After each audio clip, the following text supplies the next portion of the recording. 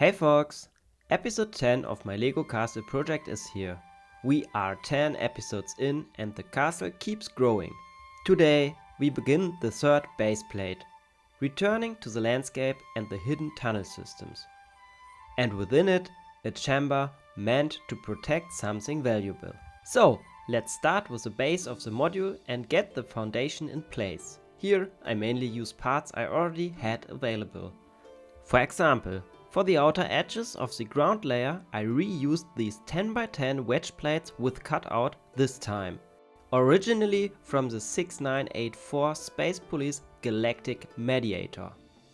And to fill the base layer efficiently, I'm incorporating these large 12x12 round corner bricks from older Belleville sets once again.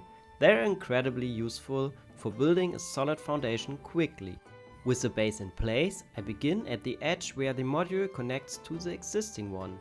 At the front, the green strip continues while the rock formation rises behind it, forming the foundation on which the castle will eventually stand. For now, I'm sticking with the established approach. Green tones for the grass and dark bluish grey mixed with touches of dark tan for the stone.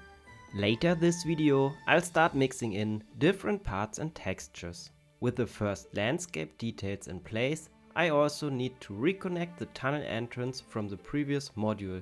Do you remember what will eventually be built at the end of this passage?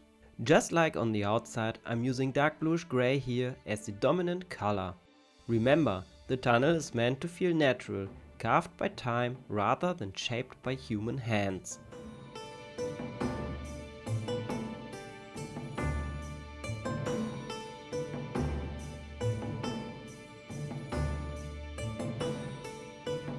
After beginning to shape the tunnel, I shift to the other front corner of the module and start working with dark tan plates to introduce a more earthy element.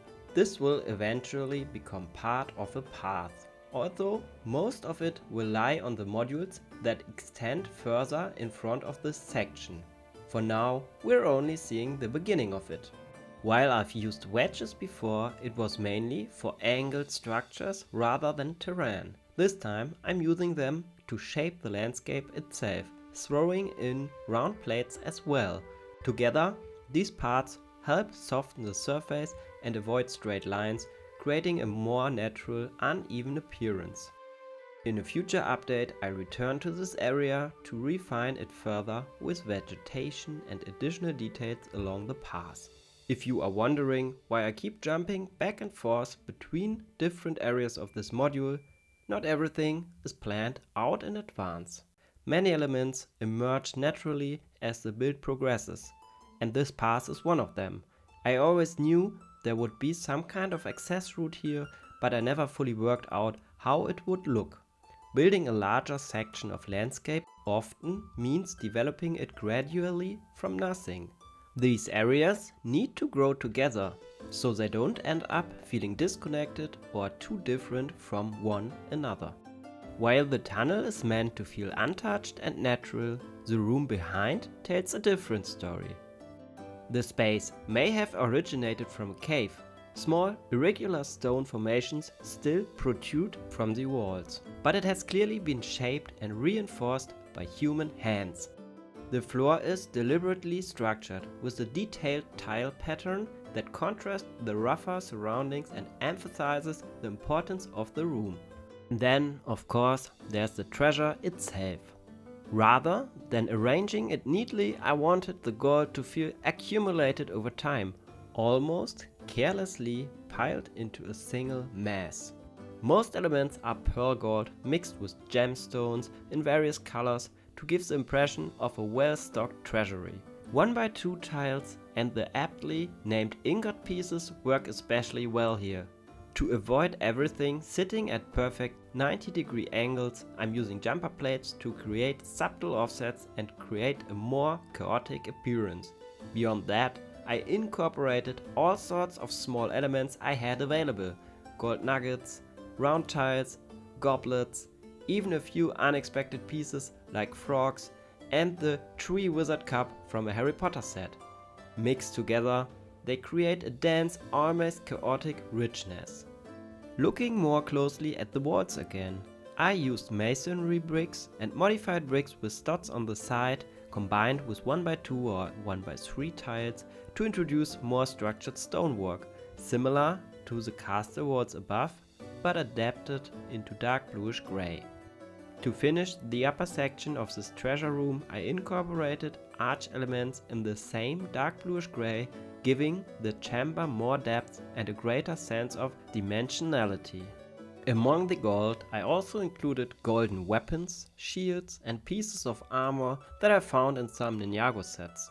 These are possibly gifts, tributes or trophies belonging to the lord of the castle. This treasury holds more than just accumulated gold. Rather than clothing off the treasury with stone, I built a heavy wooden partition, almost like a reinforced palisade. It introduces warmth and contrast and feels practical. A door in medieval times would most likely be wood, so carrying that material into the structure seems natural.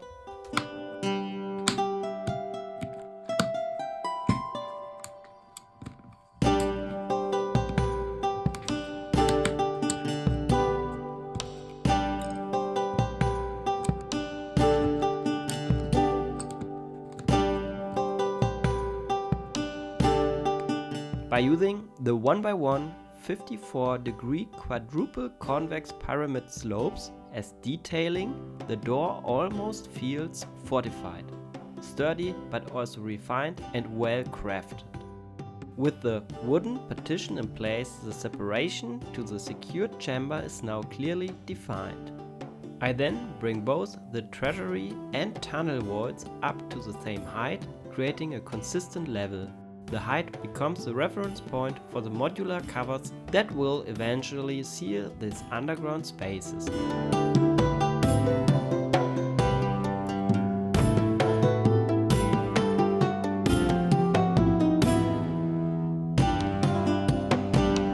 Back in the front of the landscape, I continue shaping the rockwork and want to highlight a distinctive formation at the base of the castle known as the tongue.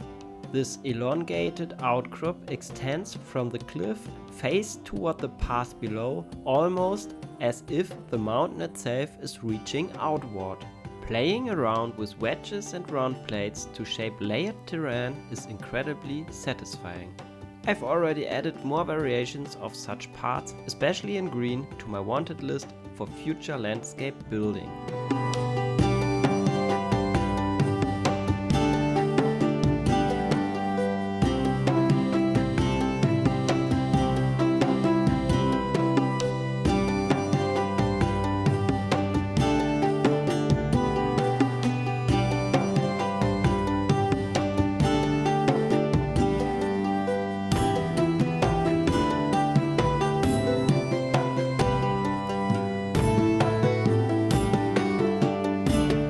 By the way, all this rockwork, tunnels and outer walls included, eats through dark bluish grey bricks at an alarming rate.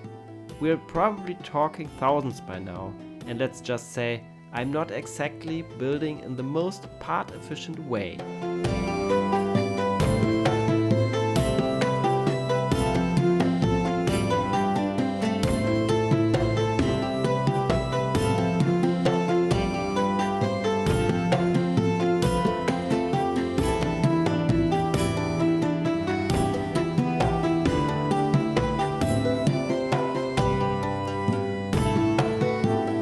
Next, I start building the cover for the tunnel that leads to the treasure room. The key here is matching the height of the existing module so the modularity disappears under a landscape that feels continuous and uninterrupted.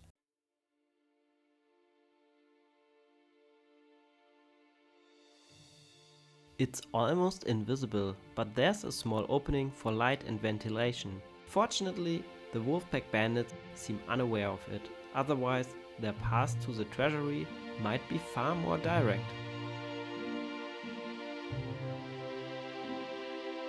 Here, above the tunnel and the treasury, the mountainside is planned to rise even higher. Somewhere on these rocks I'm envisioning the first defensive tower of this castle. However, I likely need to add another module behind this one first to create enough space for this structure. Remembering the gatehouse, one thing is clear: this castle is going to be huge. There's also the rather dull grey outer wall at the back of the module that needs attention. Showing everything brick by brick truly means everything brick by brick. Even with the larger panel pieces doing great work here, this outer wall makes it very clear how hungry this build is for dark bluish grey bricks.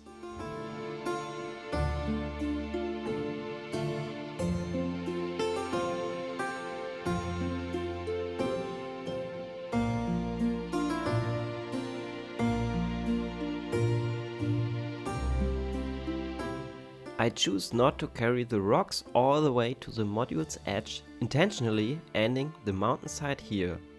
That way I set a clear limit and keep the castle from growing further in this direction, at least for now.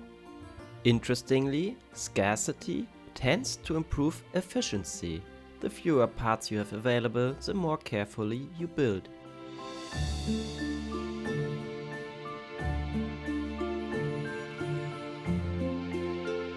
Here I'm juggling the remaining green bricks and plates to at least complete the ground level of this module.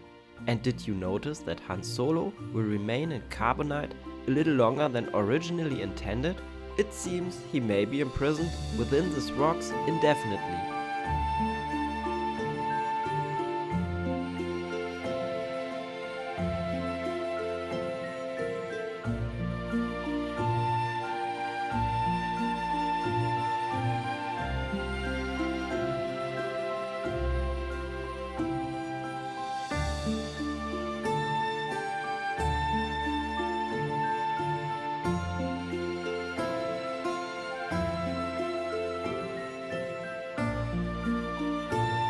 And that's it for the landscape today. I still have two small details to finish in this episode.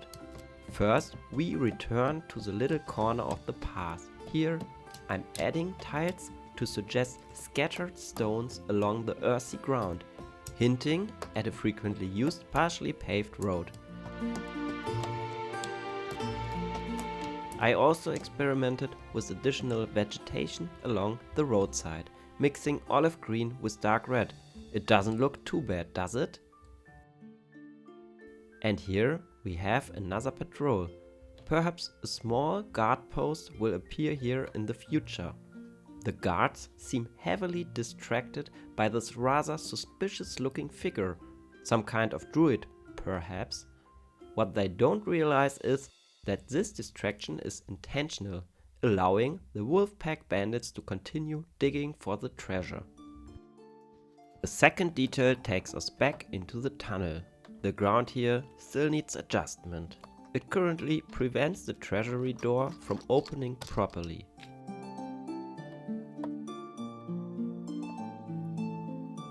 I'm also adding tiles to the floor, which immediately makes the space feel much more refined and complete.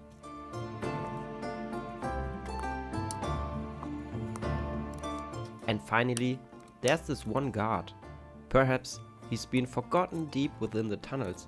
He either looked drunk, exhausted, or possibly both, waiting for the next shift to relieve him. And that's it for episode 10. If you enjoyed this update, feel free to leave a like and share your thoughts in the comments. I always appreciate your ideas and feedback.